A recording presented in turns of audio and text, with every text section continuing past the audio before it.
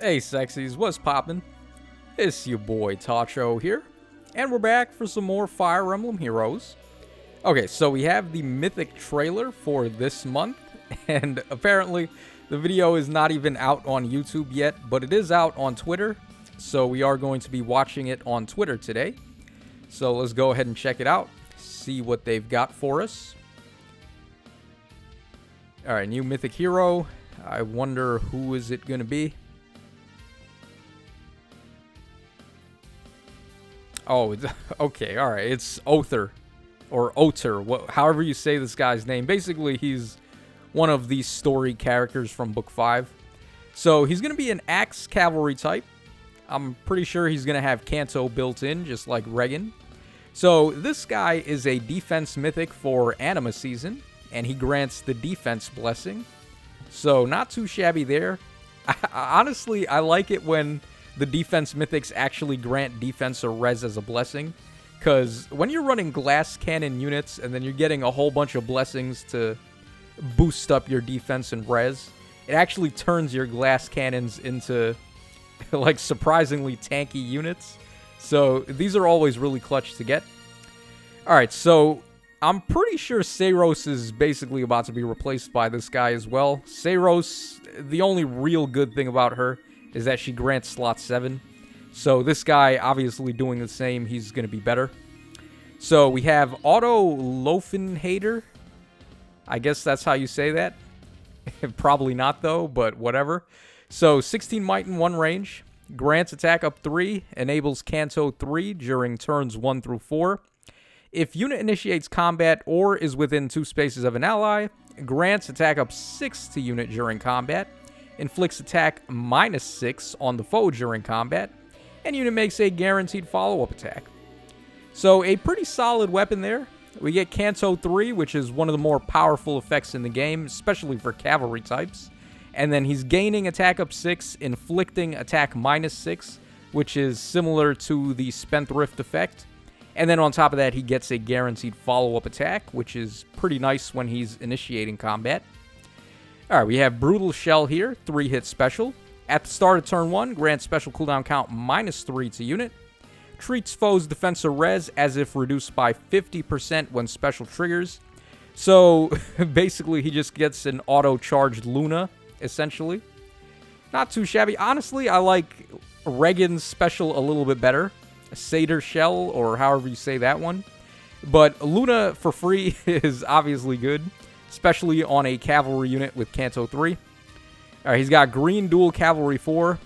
So I guess that's good if you want to run Gunthra. Well, not even, because Gunthra is only going to score 175 with these stupid dual 4s. I don't understand why they didn't allow the old legendary heroes to go up to 180 as well. Because nowadays the pair-up score has jumped to 185. So if you have the old legendary heroes at +10, there's really not much reason in running them anymore. So, very unfortunate, but whatever. Okay, flow refresh once again. This is finally going to be out of the seasonal locked pool now. So this means that Summer Kate is not the only one who has this. It's a pretty solid skill. You get half of null follow-up when you initiate. And then you just get back 10 HP, which is pretty clutch. Mainly, you just want it for the half of null follow-up, though, which cavalry units normally cannot get. And then he has attack and defense menace as well. Menace skill's pretty solid. Although, depending on which unit you're using, you may get better mileage out of a rain skill instead. Otherwise, his attack animations actually look just like Regan with the mean face when he's shooting his gun thingies. Alright, so here are his stats. Obviously, we have to account for -5 HP and then -2 to everything else from the dual 4 that he's got. So, what do we have here? 41 HP. And then he's getting also 6 attack and defense from Menace. So we do -8 to both. So he's at 60 attack, 19 speed, 40 defense, and 37 res. Also, you can calculate the stat drops from his weapon being equipped as well. Overall, those stats look pretty fine. Solid bulk with 40 defense and 37 res. He's not fast, but doesn't really matter to him because he has the guaranteed follow-up and he has flow refresh. So basically, whenever he initiates, he's most likely getting a double unless the foe has no follow-up.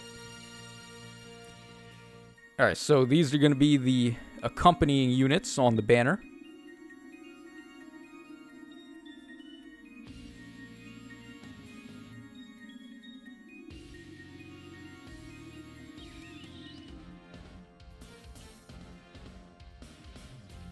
Alright, so what do we got here? On green, we have Oter, we have Legendary Byleth, and we have Legendary Celica. So, pretty strong green pool. Oter, of course, and Byleth are really good. And Celica still has a lot of value. She's a solid player phaser. Soul of Zofia is really good, even though there was a unit that power crept it that I can't remember off top. But they basically just had null follow-up and desperation built in right away. I think it might have been Uller who did that, actually. So, it doesn't really matter, though. Celica's still really good. Okay, on red, we've got Legendary Eliwood. We have Altina, and then we have... who is this? Erinys, or... is that Lady Blade Pala? I can't recall off top which sprite this is. This is probably Erinys, but... yeah, because Pala has a headband, if I'm not mistaken. So, yeah, I wasn't really paying attention too much to the actual attacks there while they were playing the units, but... okay, so Erinys, whatever. I guess she has fodder skills, but doesn't really matter. Okay, next up on blue, we have Legendary Chrom. We have Marianne, and then we have this dude over here. What was his name again? Oh, man, he's the guy from Fire Emblem 2. Or Gaiden, or Echoes, Shadows of Valencia. Zeke, I think his name is. I can't remember. Dude, it's kind of late. I'm getting ready to go to bed, honestly, so I may not have my head fully attached. And then on colorless, we have Legendary Claude, Legendary Leaf, and Shinnen. Pretty solid colorless pool there. I mean, even though Leaf has aged and he doesn't really offer the best fodder, that doesn't really matter because this guy is still really great to have at plus 10.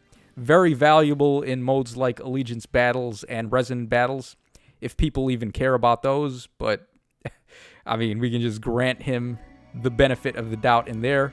And then Shinnen is the god of fodder, and Claude is amazing with the fence now. So, overall, I would say probably summon on green. I'm actually not going to summon on this banner, even though I would like to get a copy of Oter, because I do think he is basically just better than Seiros. The thing about that is, your boy has no orbs left. I was summoning on the Muspell banner every day, sniping on red to try and get a copy of Muspell before that banner went away. Even though I did the spark, it was not a good idea for me to continue summoning on that banner, I would say. But I did manage to pull Muspell just the other day, so at the very least I can say all those orbs I spent were not in vain. So I am going to skip this one, but I don't think it's awful if you want to go for colorless or green here. Blue is probably okay too. Chrom is still really good. This guy has some good fodder. He has a menace skill, if I'm not mistaken, and then I think he was just like Dusel, except with distant counter built into his weapon for the most part. And then Marianne is a pretty solid unit. I feel like Guinevere and Micaiah are just a little better. But the nice thing about Marianne is that she has good fodder like lull attack and res and blue dual infantry 4 if you care about that. So that's pretty much my thoughts on the banner. It's going to be dropping in 2 nights at reset. And like I said, I am going to skip. So that is my take on what's going on here.